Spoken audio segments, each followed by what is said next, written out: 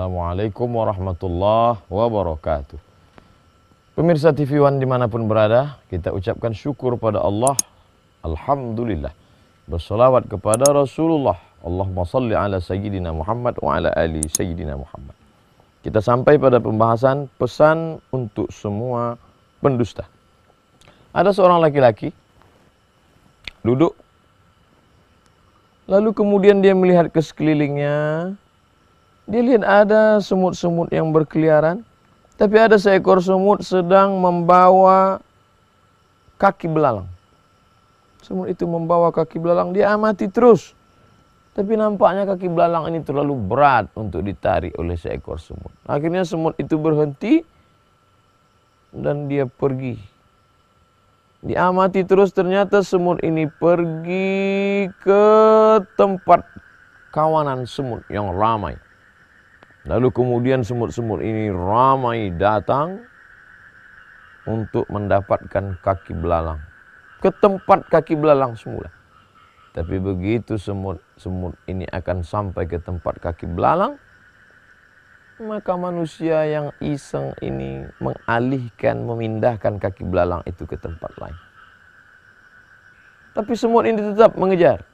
Seekor semut yang menemukan kaki belalang pertama kali, menemukan tempat di mana letak kaki belalang itu disembunyikan. Lalu kemudian dia kembali memberitahukan kepada kawanan semut di mana letak kaki belalang itu berada. Dan mereka kembali datang beramai-ramai mendekati kaki belalang itu, posisi letak kaki belalang itu. Tapi apa yang terjadi?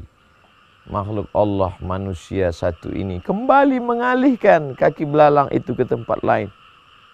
Sampai akhirnya pada saat yang ketiga kalinya, apa yang terjadi? Kawanan semut yang banyak dan ramai itu mencabik-cabik, memotong-motong kaki, perut, kepala seekor semut yang awal menemukan kaki belalang. Apa yang sebenarnya terjadi? Begitulah hukuman bagi semut pendusta. Di hadapan mata seorang makhluk hamba Allah manusia yang menggeser letak kaki belalang dari tempat semula. Semut-semut, kawanan semut menyangka bahwa seekor semut ini pendusta, sudah berkhianat, sudah berbohong. Mana kaki belalang yang kau janjikan? Mana kaki belalang yang kau katakan? Nyatanya tidak ada. Padahal sebenarnya kaki belalang itu ada, tapi sudah digeser oleh seorang makhluk hamba Allah. Begitulah ternyata hukuman bagi pendusta, pembohong, penipu dalam dunia semut. Semut yang pernah disebutkan Allah dalam Al-Quran, surat An-Naml, surat semut.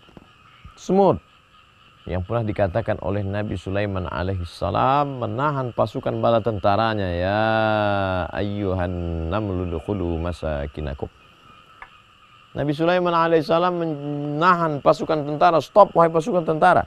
Ada apa wahai Nabi Sulaiman? Kami tidak melihat ada apa-apa. Aku mendengar ada panglima semut sedang berkata, wahai semut-semut, masuklah kamu ke dalam lubang-lubang tanah sarang-sarang kamu, karena pasukan Sulaiman akan lalu lewat di jalan ini. Aku khawatir mereka akan menginjak-injak sehingga kamu akan mati. Pecah perutmu, patah kakimu, meletus kepalamu.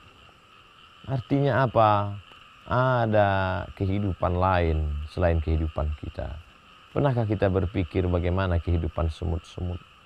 Oleh sebab itu ketika ada seorang sahabat menghidupkan obor nyala api ke atas sarang semut, dia senang sekali melihat semut itu lari kian kemari, pergi ke sana kemari dalam keadaan kepanasan.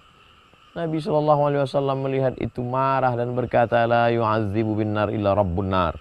Tidak ada yang boleh menyakiti dengan api kecuali dia pemilik api, Allah Subhanahu wa taala. Bahkan dalam sebuah hadis dikatakan, la yabulanna ahadukum fil juhri. Janganlah di antara kamu ada yang buang air kecil di lubang tanah. Kenapa?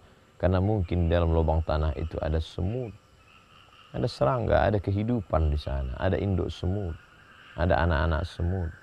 Ternyata semut juga punya hukum. Semut juga berkata, jangan berdusta, jangan berbohong. Apa hukuman bagi pendusta dalam dunia semut? mereka yang berdusta, mereka yang berani berbohong, mereka akan dicabi-cabi, dirobek-robek, dipotong-potong, dikerat-kerat sehingga tidak tersisa apa-apa. Begitulah manusia yang selalu mengamati, selalu berpikir, afala ta'qilun, afala tatafakkarun. Jika dalam dunia semut yang tidak dinamis, dari sejak zaman Nabi Sulaiman hingga saat ini, semut tidak pernah membangun sebuah peradaban. Tapi hukuman bagi pendusta, pembohong, penipu begitu hebat. Tidak ada hukuman yang layak bagi penipu, pendusta, pembohong kecuali kematian.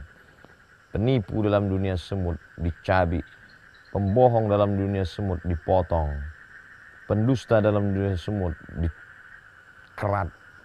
Bagaimana dalam dunia manusia? Oleh sebab itu ada makhluk-makhluk yang tampaknya hina, rendah, tidak ada apa-apa. Tapi justru dalam peradaban mereka menjunjung tinggi kejujuran, kebenaran. Tapi dalam hidup manusia yang katanya lebih mulia, laqad khalaqnal insana fi ahsani taqwim. Kami ciptakan manusia dalam keadaan sempurna, sebaik-baik penciptaan. Tapi ternyata summa radadnahu asfala safilin. Kami jatuhkan dia serendah-rendah, sehina-hina penciptaan. Kenapa? Karena dusta, karena bohong, karena tipu muslihat, karena tipu daya.